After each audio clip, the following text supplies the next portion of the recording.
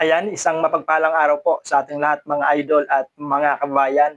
Nako, eto na po nadagdagan pa at patuloy na nadaragdagan yung mga naghahain ng petisyon kontra doon po sa postponement ng December 1, 2025 Barangay at Sangguniang Kabataan Eleksyon. Sapagkat hindi lamang si Atty. Makalintal, hindi lamang si yung teacher na taga Las Piñas na si Baritayam, hindi lamang sila, kundi meron pa ilang grupo po ng kabataan ang dumulog sa Supreme Court para po ipadeklara na unconstitutional yun pong pagpapaliban sa isang halalan. At hindi lang basta grupo ng kabataan ito mga idol ito po ay SK officials. So ito po, panoorin po natin itong balita.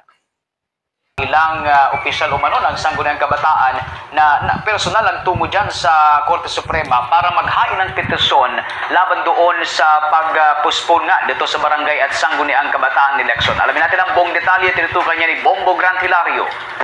Inihain ang isang pagbagong petisyon sa Korte Suprema kontra sa nilagdaang batas ni Pangulong Ferdinand Bongbong Marcos Jr. nagpaliban sa Barangay at Sangguniang Kabataan Elections 2025. Kung saan, kinumpirma sa atin ng grupong Kaya Natin Youth na kanilang inihain ang partikular na Petition for Certiorari and Urgent Motion for a Temporary Restraining Order o TRO at Writ of Preliminary Mandatory Injunction sa eksklusibong panayam ng Bombo Radio Philippines sa isa sa mga petitioner na si Luis Magat, SK official. Kanyang sinabi na ang inisyatibong ito ay bilang pakikibahagi na rin sa naunang petisyon ni Atty. Romulo Macalintala. Layo nilang hamunin ang naging postponement sa Barangay at Sangguniang Kabataan Elections na sanggit niya ay taliwas sa naging ruling ng Korte Suprema sa isang kaso hinggil sa usapin ng postponement. Kaugnay niya at ipakinggan ang tinig ni Luis Magat, isang SK official kasama sa mga petitioner. We filed a petition before the Supreme Court joining the election lawyer, Atty. Romulo Macalintal, yung kanyang petition na nauna bukod sa amin. In this petition, we challenged the constitutionality of the Republic Act number 12232, which postpones the December 1, 2025 Barangay and Sangguniang Kabataan Elections to November 2026. Ang ipinupunto namin, itong pagpupostpone ay unconstitutional at hindi tumutugma doon sa nakaraang ruling ng Korte Suprema from Macalintal versus Comelec noong 2023 na binabanggit ng Korte Suprema that it prohibits election postponements in the absence of sufficiently important, substantial, or compelling reasons under certain circumstances. Dagdag pa niya, nakapaloob sa kahilingan sa petisyon na may padeklarang unconstitutional o hindi naayon sa konstitusyon ng bansa ang Republic Act 12232 na siya nagdulot ng pagpapaliban ng eleksyon tungo sa susunod na taon ng 2026. Maging ang hiling ng TRO o Temporary Restraining Order ay nais nilang makatigan ng Korte Suprema upang hindi patuloy ang implementasyon ng postponement.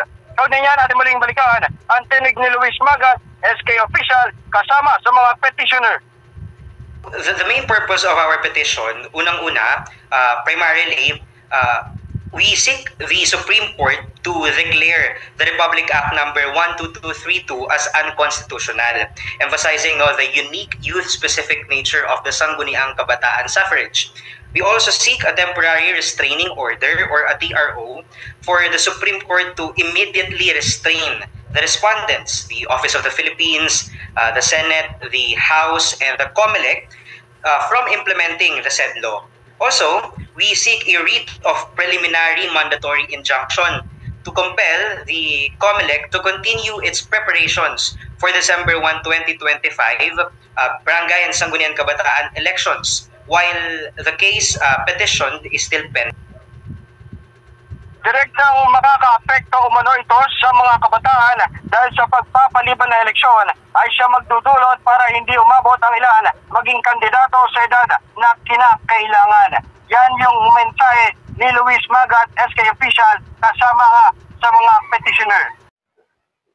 So ayan po mga idol at mga bayan, maliwanag na napakinggan natin mula doon sa SK officials na si Luis Magat na yung kanilang ginawang pagpetisyon ay bilang pagsuporta doon po sa naunang petisyon ni Attorney Romulo Macalintal noong 2022 na meron na nga pong Supreme Court ruling na ang eleksyon ay hindi po dapat na ipinagpapaliban. Kaya po sila po ay humihingi at humihiling sa Supreme Court na sana ay mag-issue ng TRO para po ipatigil yung implementasyon ng nasabing batas, mga idol at mga bayan.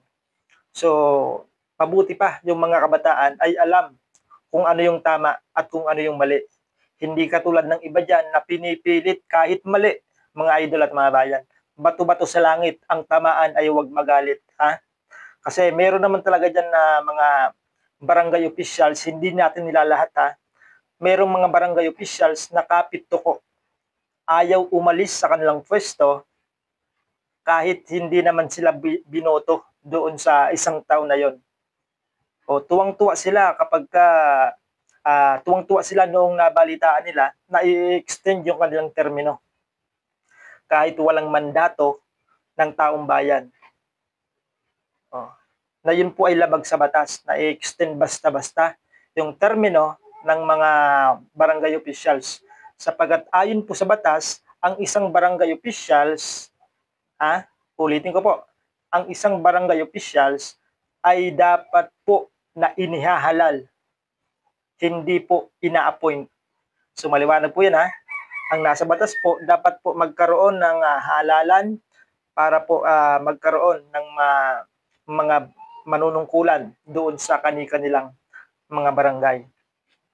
So, abangan po natin kung ano po yung magiging update at magiging desisyon ng Supreme Court patungkol nga po dito sa mga inihain ng petisyon ni Attorney Macalintal, ni Jan Baritayam, at ng mga grupo ng kabataan bilang pagkontra nila doon sa postponement ng December 2025 barangay at sangguniang kabataan elections. So hanggang dito muna yung ating update at maraming salamat po sa inyong panonood.